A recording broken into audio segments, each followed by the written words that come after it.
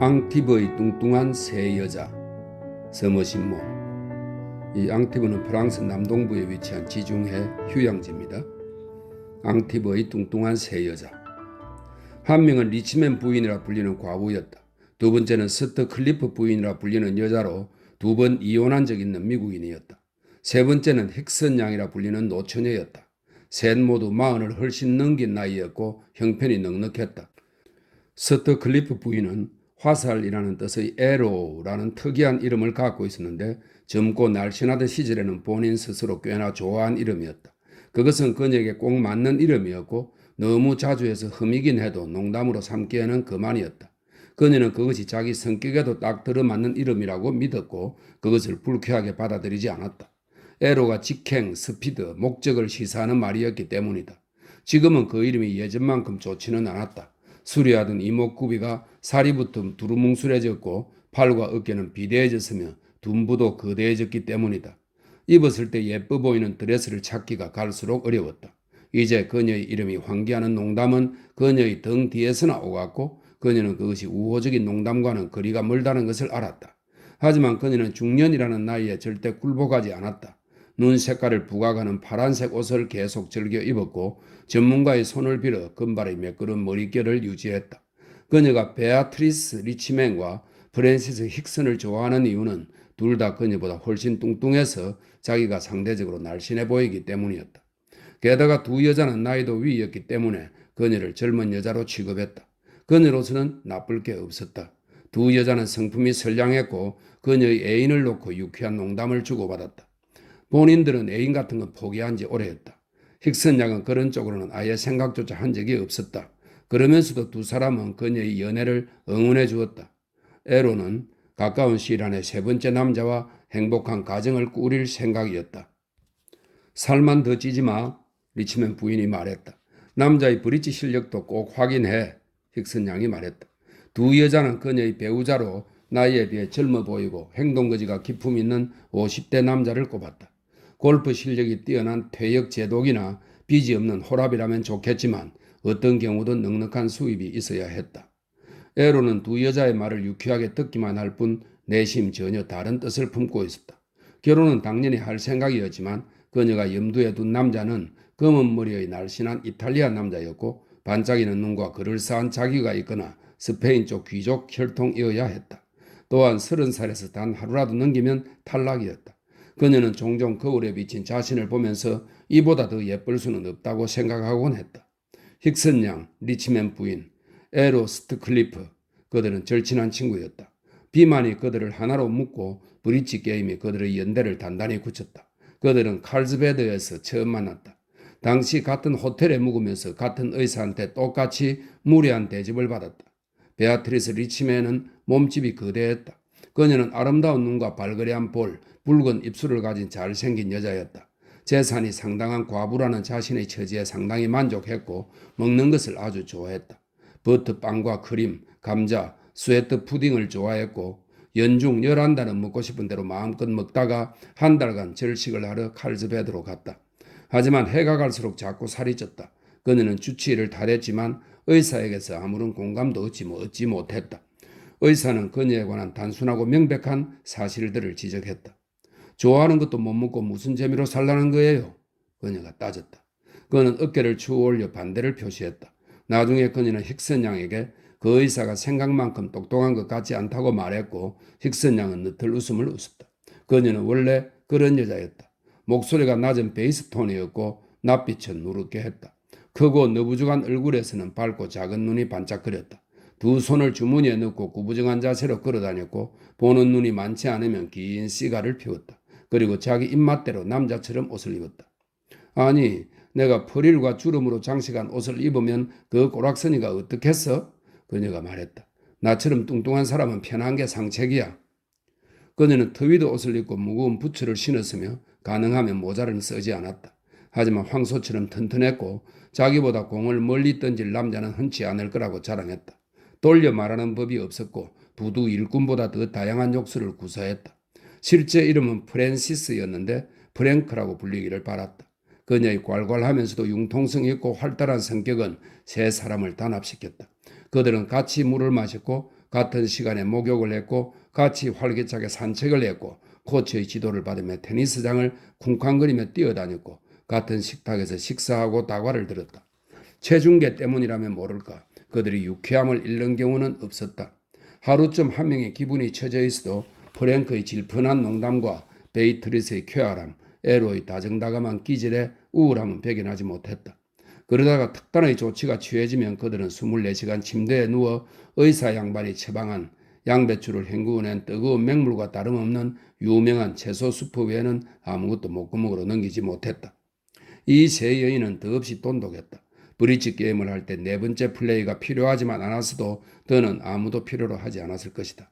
그들은 격렬하고 열정적으로 브릿지 게임을 했고 하루 일정의 치료가 끝나면 떡달같이 브릿지 테이블에 둘러앉았다. 셋 중 실력이 가장 뛰어난 사람은 여성스러운 에로였다. 그녀는 냉혹하고 현란한 게임 실력을 선보였다. 사정을 봐주지도 않았고 양보하거나 실수를 놓치는 법도 없었다. 베아트리스는 탄탄하고 믿음직했다. 프랭크는 과감했다. 이론에 후원해서 하는 말마다 권위가 있었다. 그들은 라이벌 구도에 대해 긴 설전을 벌였다. 킬버트슨과 심스를 끌이대며 킬버트슨은 콘트렉스 브릿지 게임의 창시자이고 심스는 미국 브릿지 게임 선수이자 해설자입니다. 킬버트슨과 심스를 끌이대며 서로에게 맹공을 퍼부었다. 누구든 어떤 카드를 낼 때는 그 카드를 내야 하는 이유가 좋기 15가지는 있었지만 이후 벌어진 대화로 봐서는 그렇게 해서는 안 될 이유도 15가지는 됐다. 꼬박 하루를 의사가 처방한 썩어 빠진 망할 놈의 빌어먹을 맛대가리 없는 수프만 먹는데도 이틀 뒤 최종계 눈금을 보면 단 1g도 빠지지 않는다 해도 그들과 실력이 비슷하면서 같이 게임할 사람을 찾는 것이 매번 일이 힘들지만 않았다면 그들의 인생은 더할 나위 없이 완벽했을 것이다. 순전히 이러한 이유로 프랭크는 리나 핀치를 앙티브로 초대했다. 세 여자는 프랭크의 제안에 따라 앙티브에서 몇 주째 시간을 보내는 중이었다. 상식을 갖춘 프랭크에게는 베아트리스가 늘 10kg쯤 감량하고 치료를 마치자마자 무분별한 식욕에 굴복하여 다시 살이 찌는 것이 불합리한 일로 보였다. 베아트리스는 마음이 약한 사람이었고 누구든 그녀의 식습관을 감독해 주어야 했다. 그래서 프랭크는 카를즈베드를 떠나 앙티브에 집을 하나 빌리자고 제안했다. 그곳에서 충분한 운동을 하면서 치료의 효과를 연장하자고 한 것이다. 전용 요리사를 따로 두면 살이 찌는 음식들을 피할 수 있으니 몇 킬로그램 더 빠지지 말란 법도 없었다. 대단히 훌륭한 계획인 것 같았다. 베아트리스는 무엇이 본인에게 이로운지 알았다. 자기는 아예 유혹에 가까이 가지 말아야 유혹을 물리칠 수 있는 사람이라는 것도. 게다가 그녀는 도박을 좋아했다. 일주일에 2~3번 카지노에서 돈 내기를 하면서 유쾌하게 지낼 수 있을 것 같았다. 에루는 원래 앙티브를 좋아했다. 게다가 칼즈베드에서 한 달을 보냈으니 가장 예쁜 모습으로 활보할 수 있을 것 같았다. 그곳에서 젊은 이탈리아인들과 열정적인 스페인인들, 다정다감한 프랑스인들, 팔다리 긴 영국인들 중에서 하나 골라 잡을 생각이었다. 영국인들은 온종일 수영복과 회색 가운 차림으로 한가롭게 돌아다녔다. 계획은 순조롭게 진행되었다. 그들은 흥겨운 시간을 보냈다. 일주일에 이틀은 삶은 계란과 생토마토만 먹었고 매일 아침 가벼운 마음으로 체중계 위에 올랐다. 에루는 체중이 11스톤으로 줄어서 이 11스톤은 약 70kg입니다. 젊어진 기분이 들었고 베아트리스와 프랭크는 13을 넘지 않는 수준에 머물렀다. 13은 약 82kg입니다.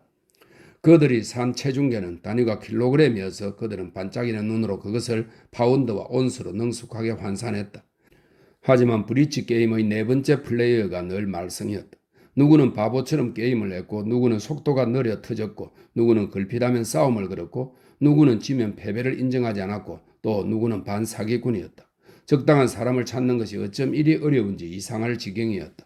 어느 날 아침 다 같이 잠옷 차림으로 바다가 내려다 보이는 테라스에 앉아 차를 마시면서 허버트 박사가 살찌지 않는다고 장담한 비스킷을 먹고 있을 때 프랭크가 편지를 읽다가 고개를 들었다. 리나 핀치가 리비에라로 내려오고 있대. 이 리비에라는 이탈리아 라스페치아에서 프랑스 칸까지 이어지는 지중해 해안의 휴양지로 니스, 칸, 몬테카를로 등 관광지를 포함한다. 이렇게 그 지역을 말하는 거네요. 리나 핀치가 리비에라로 내려오고 있대. 그녀가 말했다. 누구예요? 에로가 물었다. 내 사촌과 결혼한 여자야. 2달 전에 내 사촌이 죽었고 그 여자는 신경쇠약을 앓다가 마음을 추스르고 있는 상태지. 여기로 와서 보름 정도 같이 있자고 할까? 브릿지 할 줄 안대? 베아트리스가 물었다. 당연하지. 프랭크가 굵은 목소리로 말했다. 그것도 아주 잘해. 그 여자만 있으면 다른 사람은 없어도 돼. 몇 살이에요? 에로가 물었다. 나랑 같아. 그럼 됐네요. 그렇게 결정이 났다. 프랭크는 평소처럼 추진력을 발휘해 아침을 먹자마자 전보를 보내러 힘차게 나갔다. 사흘 후 리나 핀치가 도착했다. 프랭크는 역에서 그녀를 만났다. 그녀는 최근에 남편이 세상을 떠난 일로 수심이 깊었지만 쓰러질 것 같지는 않았다. 프랭크와 그녀는 2년 만에 만나는 것이었다. 프랭크는 따뜻한 입맞춤을 한 뒤 그녀를 찬찬히 뜯어보았다. 많이 말랐네? 프랭크가 말했다. 리나는 씩씩하게 미소를 지었다.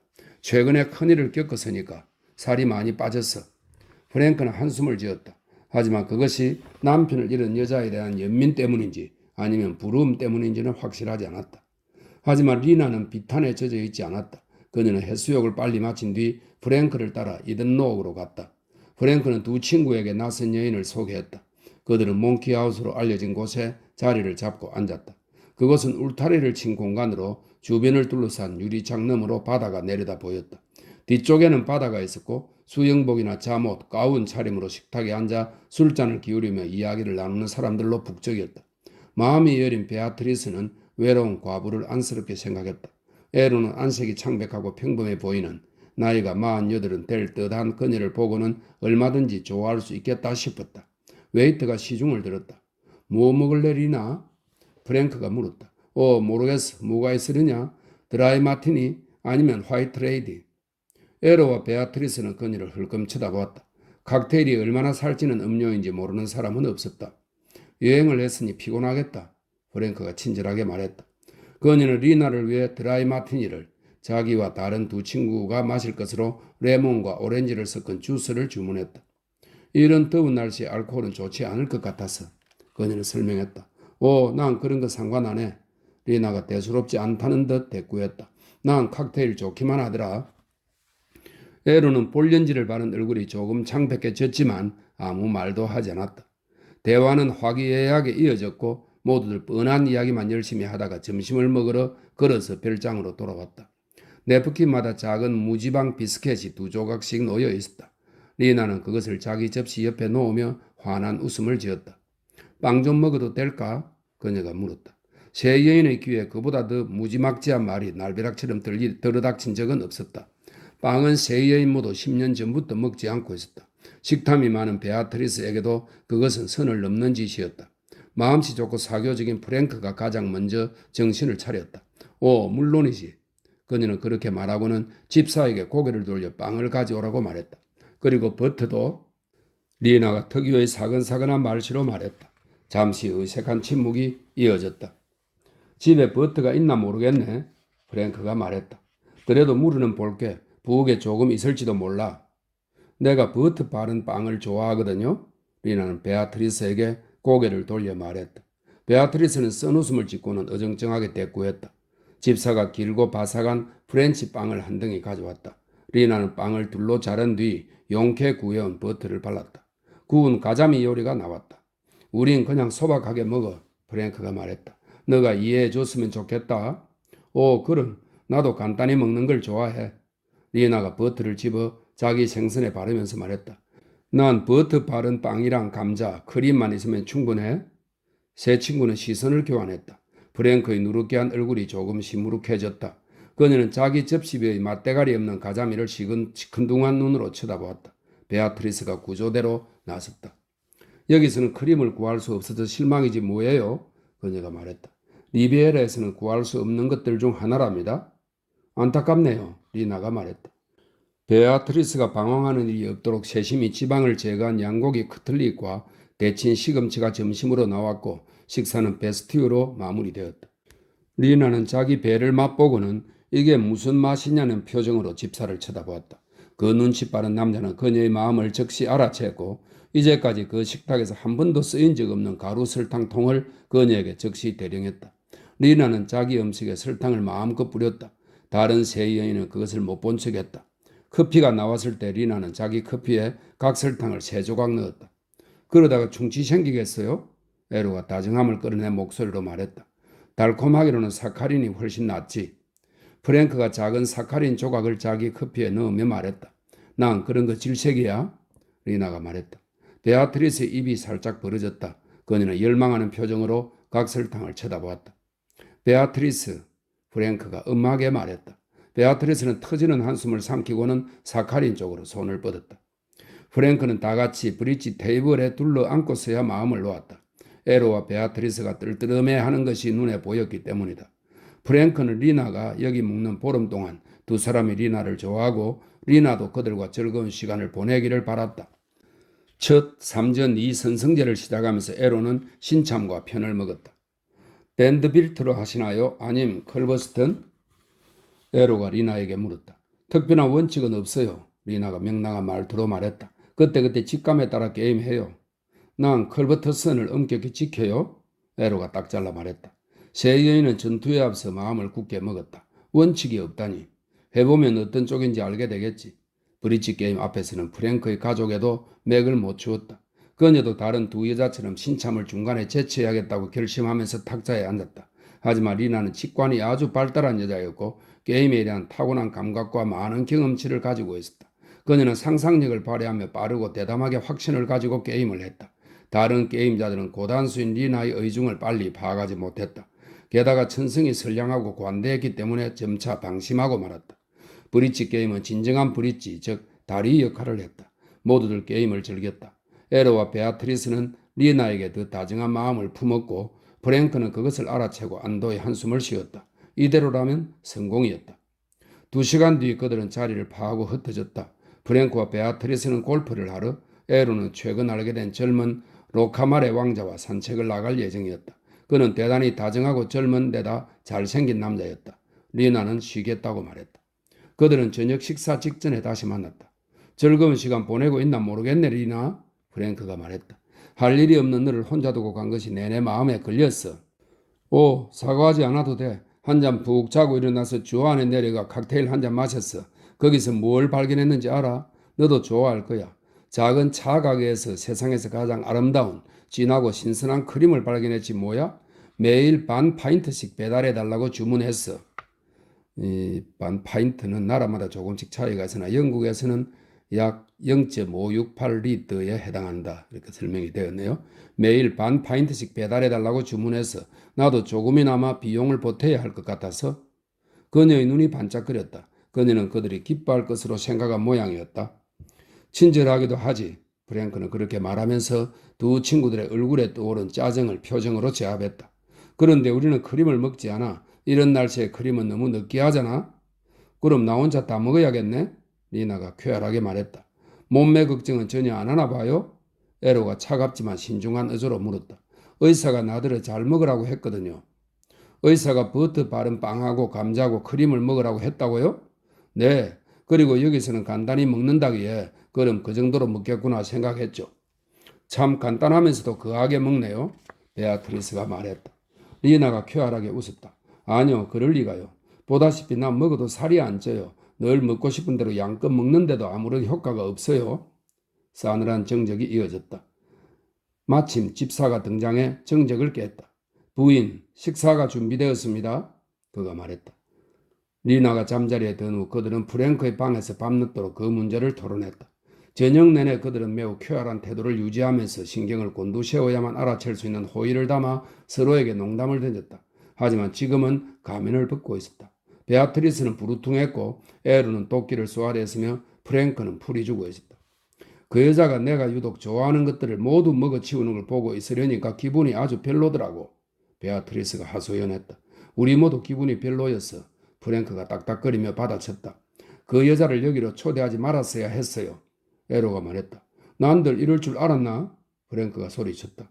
자기 남편을 조금이라도 좋아했다면 그리 개걸스럽게 퍼먹을 수 있을까 하는 생각이 드네.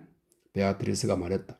남편을 땅에 묻은 지 고작 2달밖에 안 됐는데 내 말은 죽은 사람에 대한 예의를 갖춰야 하는 거 아니냐고. 어째서 우리랑 같은 걸 먹지 않는 거죠? 에로가 표독스럽게 물었다. 손님이면서.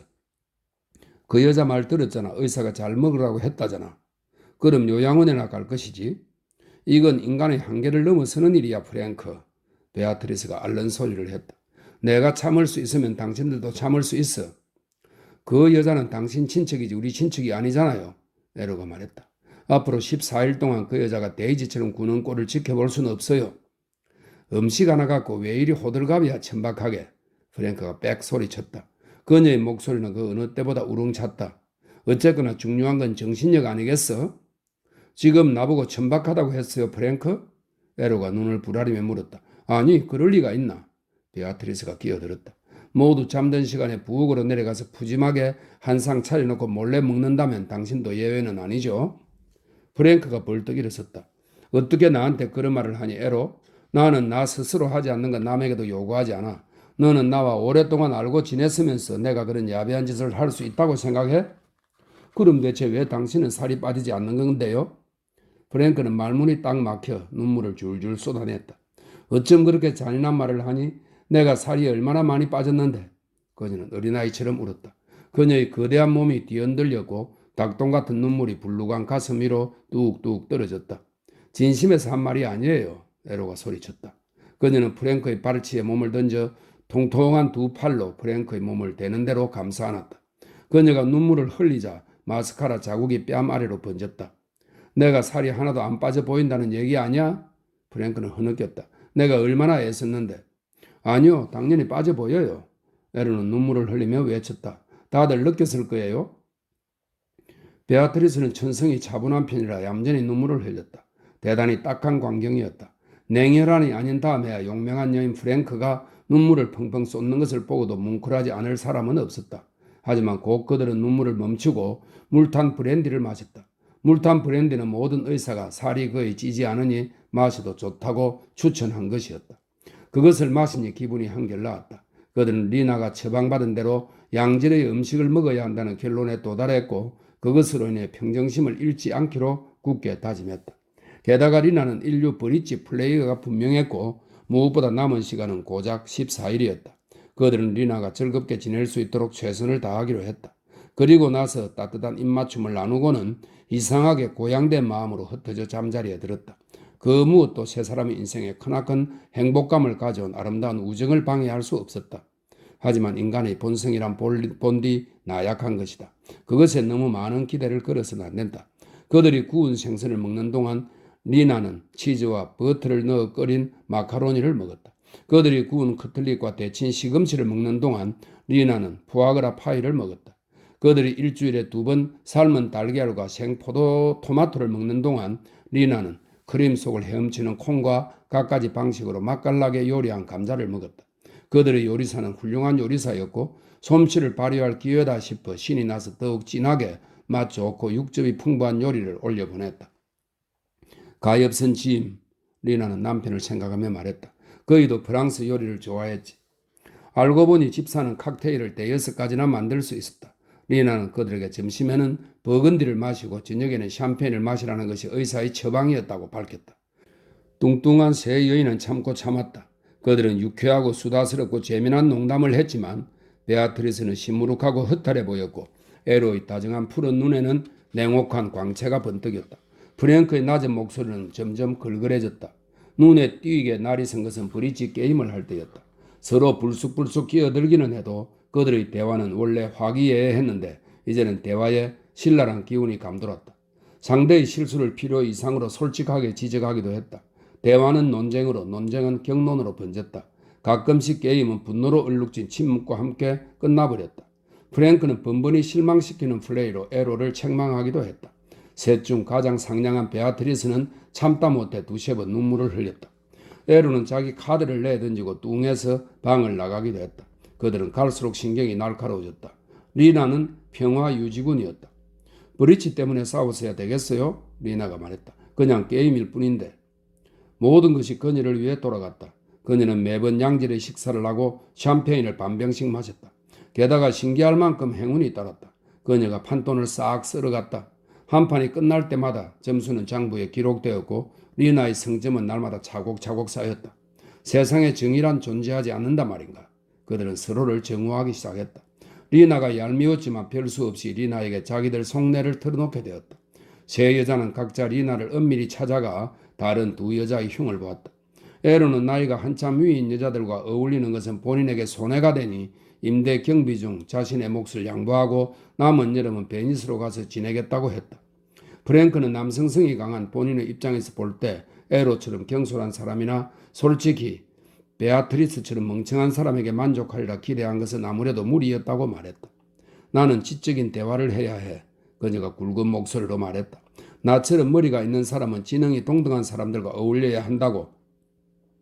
베아트리스는 그저 평화롭고 조용히 지내기를 원했다. 난 이 여자들이 정말 싫어요. 그녀가 말했다. 정말이지 믿을 수 없고 사악한 여자들이야. 리나가 머무는 14일간의 기간이 끝날 무렵 뚱뚱한 세 여자는 서로 말도 잘 섞지 않았다. 리나 앞에서는 체면치레라도 했으나 리나가 없는 자리에선 거리낌이 없었다. 말다툼의 단계는 이미 넘어선 상태였다. 그들은 서로를 멸시했다. 멸시하는 것이 불가능할 땐 차갑고 예의 바른 태도로 서로를 상대했다. 리나는 이탈리아 쪽 리비에라에서 친구들과 지낼 예정이었다. 그녀가 탈 기차는 도착할 때 타고 온 기차였다. 프랭크는 리나를 배웅했다. 리나는 그들에게서 많은 돈을 따서 떠나는 참이었다. 뭐라 고맙다는 말을 해야 할지 모르겠네. 리나가 객차에 올라타며 말했다. 덕분에 즐겁게 놀다가. 프랭크 힉슨이 남자와 맞상대를 해도 밀리지 않는다는 것 말고 또 자부심을 갖는 게 있다면 여신사로 인정받는다는 것이었다. 그녀의 대답은 당당함과 우아함의 조합에 완벽히 들어맞았다. 우리야말로 너가 있어서 즐거웠어, 리나. 그녀가 말했다. 신나게 놀았지? 하지만 그녀는 떠나가는 기차에서 돌아서서는 땅이 꺼져라 안도의 한숨을 내쉬었다. 그리고 우람한 어깨를 쫙 펴고 별장을 향해 성큼성큼 발걸음을 옮겼다. 어이그. 그녀는 중간중간에 성질을 부렸다. 어이그. 그녀는 원피 속 수영복을 갈아입고 에스파드류를 신고, 에스파드류는 에스팔토 풀로 밑창을 만든 여름용 캐주얼 신발입니다. 에스파드류를 신고 나서 남성용 가운을 걸치고는 이든록으로 갔다. 점심 식사 전까지 아직 물놀이 할 시간이 있었다. 그녀는 몽키하우스를 통과할 때 아는 사람에게 아침 인사라도 하려고 주위를 둘러보았다. 온 인류와 평화롭게 지내고 싶은 마음이 솟구쳤기 때문이다. 그녀는 걸음을 뚝 멈추었다. 자기 눈을 믿을 수가 없었다. 베아트리스가 테이블에 혼자 앉아 있었다. 어제인가 그저께 몰리뉴에서 산 파자마 차림이었고 목에는 진주 목걸이를 하고 있었다. 프랭크의 민첩한 눈이 얼마 전 고불거리게 파마를 난 베아트리스의 머리, 화장을 난 뺨과 눈매, 입술을 보았다. 그녀는 뚱뚱했다. 그냥 뚱뚱한 정도가 아니라 엄청나게 뚱뚱했지만 대단히 아름다운 여자라는 것은 누구도 부인할 수 없었다. 그런데 뭘 하고 있는 게지? 프랭크는 특유의 네안데르탈인 같은 구부정한 걸음새로 베아트리스에게 다가갔다.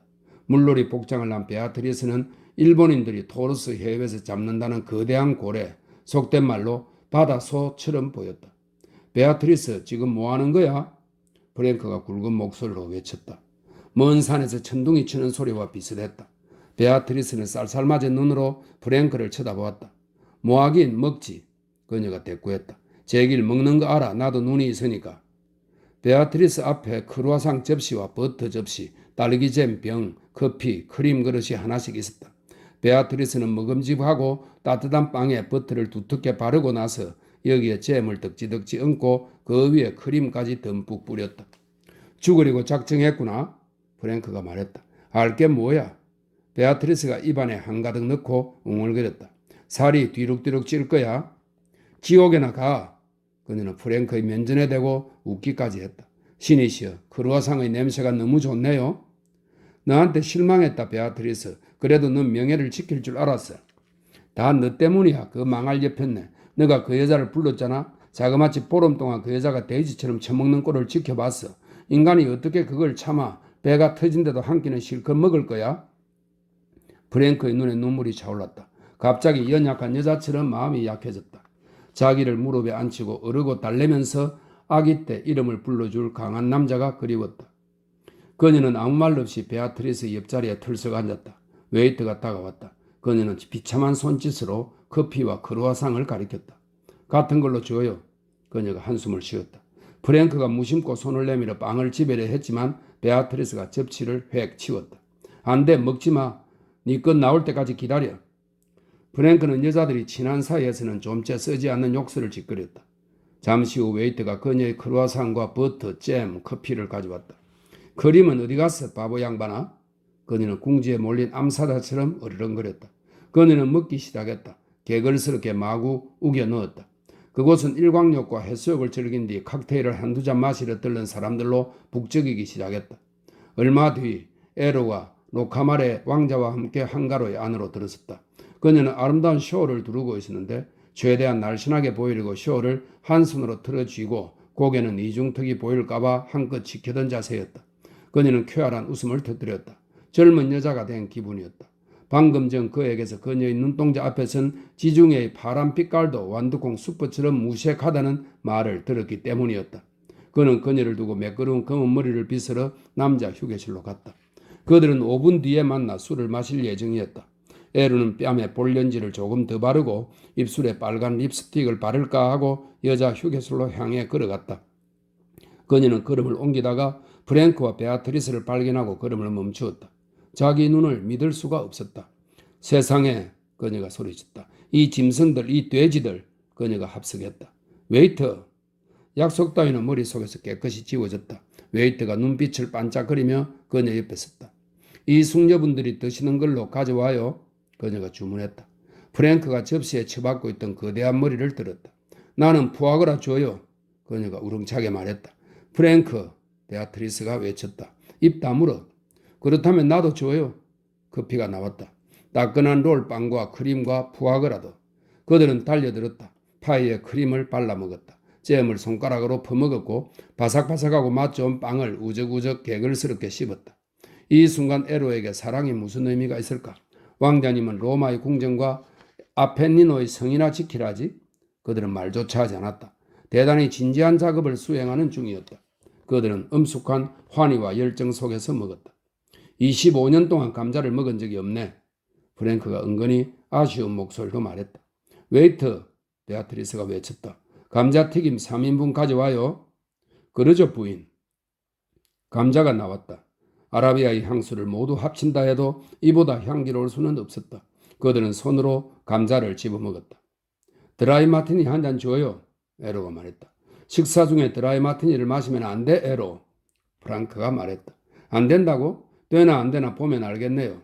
알겠어. 나도 드라이 마티니 더블로. 프랭크가 말했다. 그냥 드라이 마티니 더블로 3잔 가져와요. 베아트리스가 말했다. 드라이 마티니가 나왔고 그들은 그것을 꿀꺽꿀꺽 삼켰다. 그녀들은 서로를 쳐다보면서 한숨을 내쉬었다. 진한 보름간의 오해가 눈 녹듯 풀렸고 그들의 가슴에는 서로를 향한 진실한 애정이 새록새록 차올랐다. 그간 그들에게 굳건한 만족감을 가져다 준 우정을 잠시나마 허물어뜨릴 생각을 했다는 것이 믿어지지 않았다. 그들은 감자를 다 먹었다. 초콜릿 크림 케이크가 있나 모르겠네. 베아트리스가 말했다. 당연히 있지. 당연히 있었다. 프랭크는 케이크 조각을 통째로 커다란 입에 넣고 삼킨 뒤 한 조각 더 집었지만 먹기 전에 두 여자를 쳐다보고 나서 그 괴물 같은 리나의 심장에 엉어리진 비수를 꽂았다. 누가 뭐래도 말이지. 그 여자는 브릿지 게임을 추잡하게 해. 진짜. 최악이죠. 에로가 맞장구를 쳤다. 하지만 베아트리스는 벼랑간 머랭이 생각나 그것을 먹고 싶다는 생각을 했다.